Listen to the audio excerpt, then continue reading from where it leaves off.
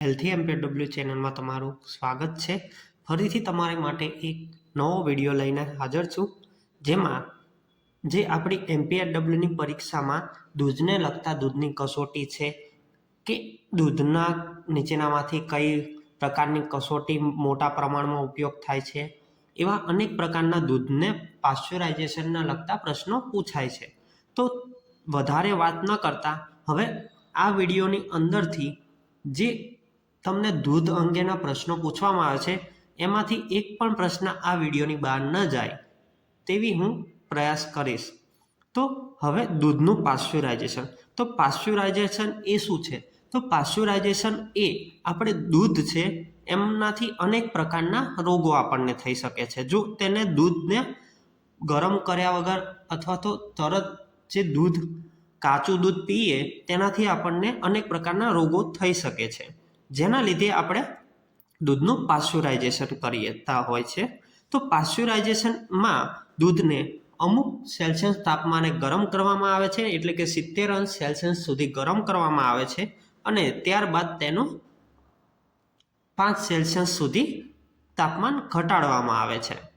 તો જેના દ્વારા શું કરે, તેમાં દૂધમાં જે જીવાણુ હોય છે એ જીવાણુ નાશ પામે છે, કેમ કે જે અચાનક તાપમાન વધારી દેવામાં આવે અને તાપમાન ઘટી જાય તો એના કારણે જીવાણુ છે, જે બેક્ટેરિયા છે, એનું શું કહે આંતરિક ચક્ર છે માં ખલેલ પહોંચે છે, જેના કારણે તે મૃત્યુ પામે છે। તો જ્યારે દૂધનું પાશ્ચરાઇઝેશન કરવામાં આવે એ પહેલાં આપણે એક કસોટી કરવામાં આવે છે, જેનું નામ છે મિથિલિન બ્લુ રિડક્શન કસોટી। તો આ મિથિલિન બ્લુ રિડક્શન કસોટી શું છે?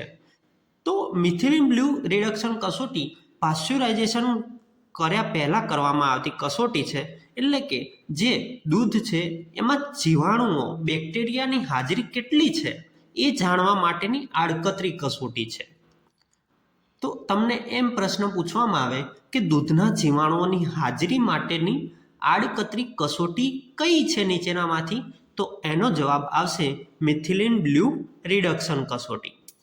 ત્યારબાદ આ મિથિલિન બ્લુ રિડક્શન કસોટી કેવી રીતે કરવામાં આવે છે? તો મિથિલિન બ્લુ રિડક્શન કસોટીમાં જે દૂધ હોય છે એને 10 ml દૂધ લેવામાં આવે છે અને તેમાં મિથિલિન બ્લુના અમુક પ્રમાણ ઉમેરવામાં આવે છે। આ મિથિલિન બ્લુ વાદળી રંગનો હોય છે, જેને દૂધમાં ઉમેર્યા બાદ જે દૂધ આપણે 10 ml દૂધ લીધું તેને 30 સેલ્સિયસ તાપમાને ગરમ કરવામાં આવે છે। આ દૂધ ગરમ કરતી વખતે ધ્યાનમાં એ બાબત રાખવાની હોય છે કે જે દૂધમાં આપણે મિથિલિન બ્લુ વાદળી કલરનો જે આ મિથિલિન બ્લુ ઉમેર્યો, તો દૂધને ગરમ કરતા તે મિથિલિન બ્લુ કેટલા સમય સુધી દૂધમાં ટકી રહે છે? તો જે દૂધમાં મિથિલિન બ્લુ લાંબો સમય સુધી ટકી રહે તો એ દૂધ કેવું કહેવાશે?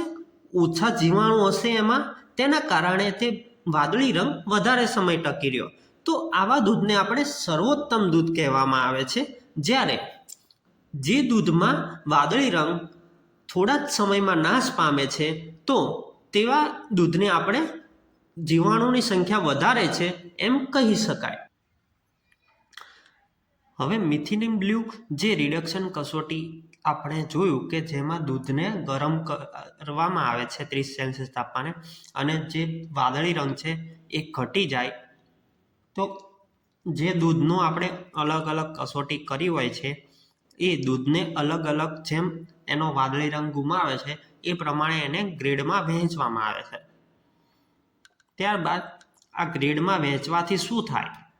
તો આપણે દૂધ છે તેને આપણે પાશ્ચરાઇઝેશન કરવામાં આપણને ખ્યાલ આવે કે આ દૂધમાં વધારે પ્રમાણમાં બેક્ટેરિયા છે, તો જે દૂધમાં બેક્ટેરિયાની આપણને જાણ થાય છે, તો જેના કારણે આપણે જે કસોટી કરવાની હોય છે આગળ જે પાશ્ચરાઇઝેશન કરવાનું હોય છે, જેમાં આપણો શું થાય છે? ટેસ્ટનો સમય બચે છે અને નાણાં પણ બચાવે છે। નાણાંનો બચાવ કેવી રીતે? તો દૂધને આપણે જો બધા દૂધને આપણે એકસાથે પાશ્ચરાઇઝેશન કરીએ તો ઘણા બધા જથ્થામાં દૂધ હોય તો એને ગરમ કરવા માટે આપણે વધારે ઉર્જાની જરૂર પડશે, જેના કારણે આપણે નાણાં વધારે ખર્ચ થશે, જેનો બચાવ કઈ મિથિલિન બ્લુ રિડક્શન કસોટી કરે છે।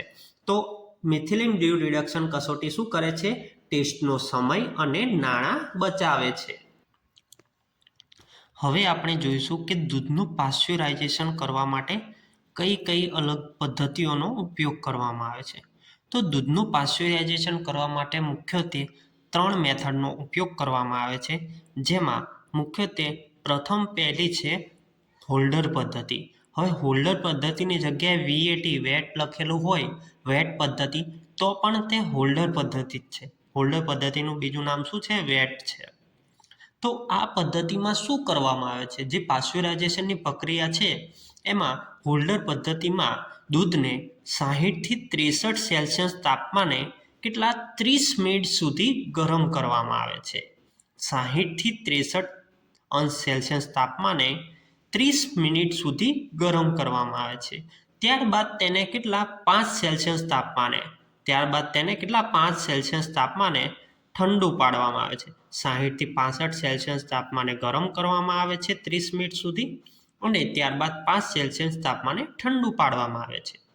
હવે પ્રશ્ન અહીંયાથી પૂછાય કે આ પદ્ધતિ નાના પાયા પર તથા ગામડામાં વપરાય છે. તો નીચેનામાંથી કઈ પદ્ધતિ નાના પાયા પર તથા ગામડામાં વપરાય છે? એવો પ્રશ્ન પૂછવામાં આવે તો હોલ્ડર પદ્ધતિ તેનો જવાબ આવે છે. તો હોલ્ડર પદ્ધતિ નાના પાયા પર પેસ્ચ્યુરાઇઝેશન કરવા માટે તથા ગામડામાં વપરાય છે. મોટા શહેરોમાં તેનો ઉપયોગ થતો નથી.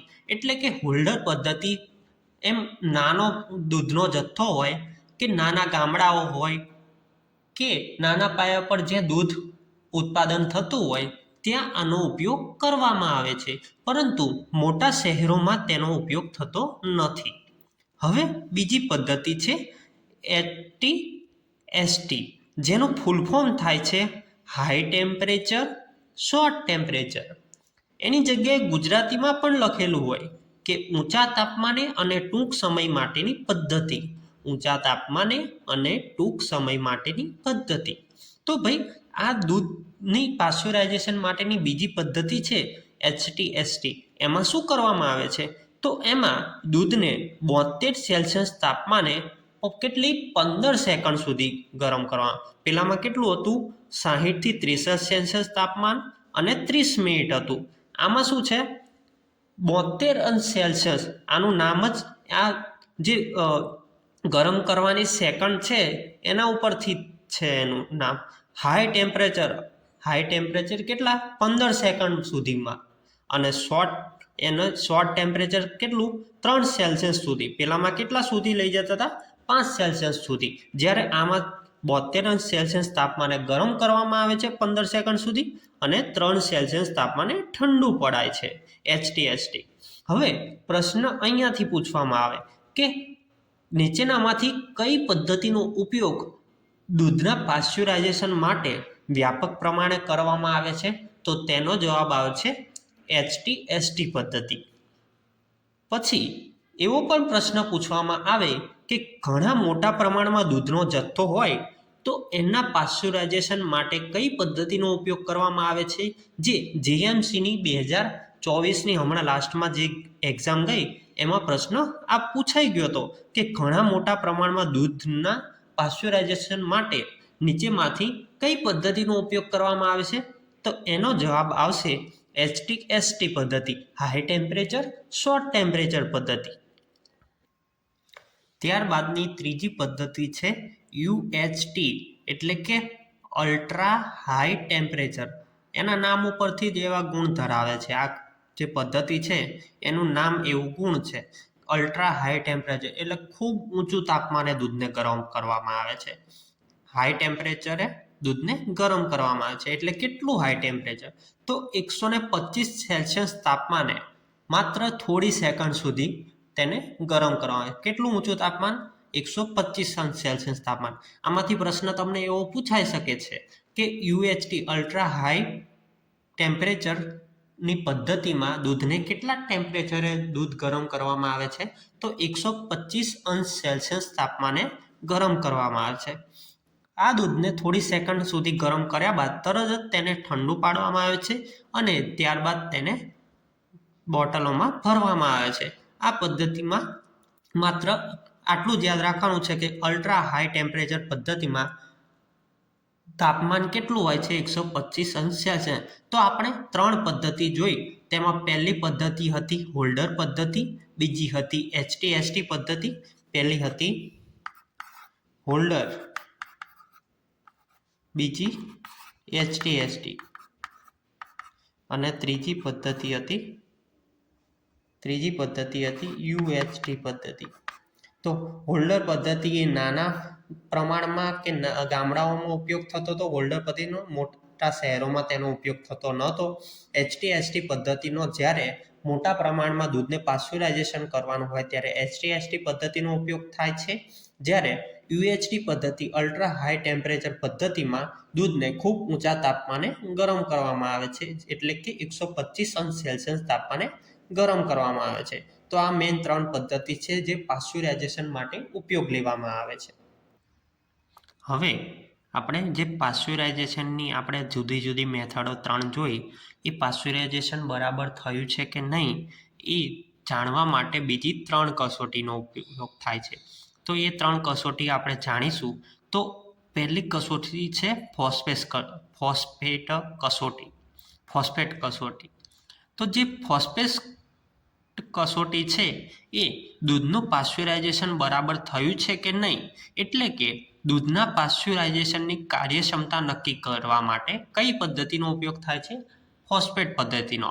દૂધના પાસ્ચ્યુરાઇઝેશનની કાર્યક્ષમતા નક્કી કરવા માટે ફોસ્ફેટ પદ્ધતિનો ઉપયોગ થાય છે. આ પ્રશ્ન પણ પૂછાઈ ગયો છે કે દૂધના પાસ્ચ્યુરાઇઝેશનની કાર્યક્ષમતા નક્કી કરવા માટે કઈ પદ્ધતિનો ઉપયોગ થાય છે? તો ફોસ્ફેટ પદ્ધતિનો ઉપયોગ થાય છે, જે VMCમાં પૂછાઈ ગયો હતો,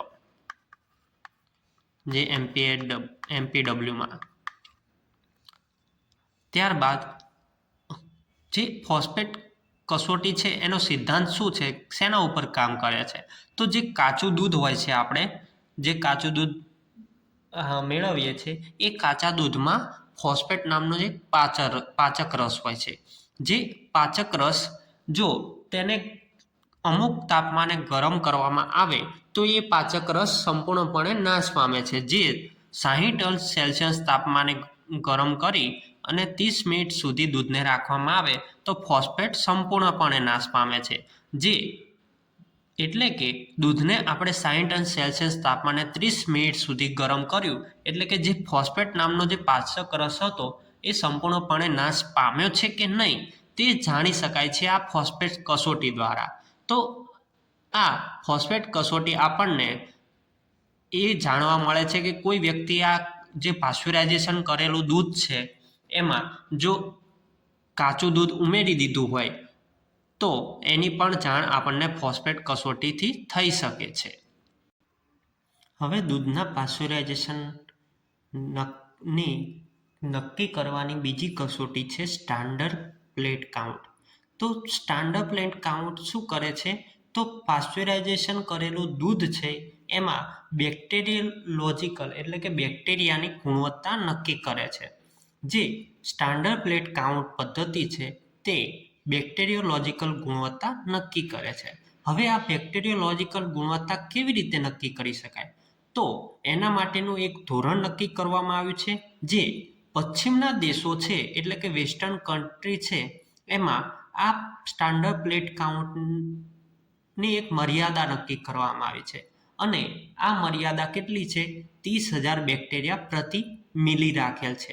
એટલે કે 1 ml દૂધ છે એમાં 30,000 જેટલા સ્ટાન્ડર્ડ પ્લેટ કાઉન્ટ મળે તો એ દૂધ બરાબર પાસ્ચ્યુરાઇઝેશન થયેલું છે એમ માનવામાં આવે છે. એટલે કે પશ્ચિમના દેશોમાં તમને એમ પૂછવામાં આવે કે પશ્ચિમના દેશોમાં સ્ટાન્ડર્ડ પ્લેટ કાઉન્ટની મર્યાદા કેટલી રાખવામાં આવી છે? તો 1 ml દૂધમાં 30,000 જેટલા સ્ટાન્ડર્ડ પ્લેટ કાઉન્ટ નક્કી કરવામાં આવે છે. તો સ્ટાન્ડર્ડ પ્લેટ કાઉન્ટની પદ્ધતિ બેક્ટેરિયોલોજિકલ ગુણવત્તા નક્કી કરવા માટે થાય છે. ત્યારબાદ છે કેલિફોર્મ કાઉન્ટ પદ્ધતિ. તો આ પદ્ધતિમાં પાસ્ચ્યુરાઇઝેશન કરેલું દૂધ હોય એમાં કેલિફોર્મ જે આપણે પાણીમાં જોઈએ છે એમ દૂધમાં પણ કેલિફોર્મની સંખ્યા દૂધમાં કેટલી 0 હોવા જોઈએ. જો પાશ્ચરાઇઝેશન કરેલું દૂધ છે એમાં કેલિફોર્મની સંખ્યા 0 હોય તો જ તે બેક્ટેરિયા સંપૂર્ણપણે નાશ પામેલા કહેવાય. તો એના માટે મોટાભાગના દેશોએ 1 ml દૂધમાં 0 કેલિફોર્મ હોય બેક્ટેરિયા તો એ ધોરણ માન્ય રાખ્યું છે. એટલે કે જો દૂધમાં 0 કેલિફોર્મ બેક્ટેરિયા હોય તો એ બરાબર પાશ્ચરાઇઝેશન થયેલું કહેવાય છે. અને આ સ્ટાન્ડર્ડ પ્લેટ કાઉન્ટ પદ્ધતિ છે એમાં 30,000 બેક્ટેરિયા પ્રતિ 1 ml દૂધમાં હોય તો એ બરાબર પાશ્ચરાઇઝેશન થયેલું કહેવાય છે. અને અહીંયા પ્રશ્નનો એક પૂછાય છે કે બેક્ટેરિયોલોજીકલ ગુણવત્તા કઈ પદ્ધતિથી નક્કી કરી શકાય? તો સ્ટાન્ડર્ડ પ્લેટ કાઉન્ટ પદ્ધતિથી નક્કી કરી શકાય. તો થેન્ક યુ વિદ્યાર્થી મિત્રો. દૂધ અંગેના તમામ પ્રશ્નો આ વિડીયોમાં સમાવી લેવામાં આવ્યા છે. ફરીથી મળીશું નવા વિડીયો સાથે. જય હિન્દ, જય ભારત.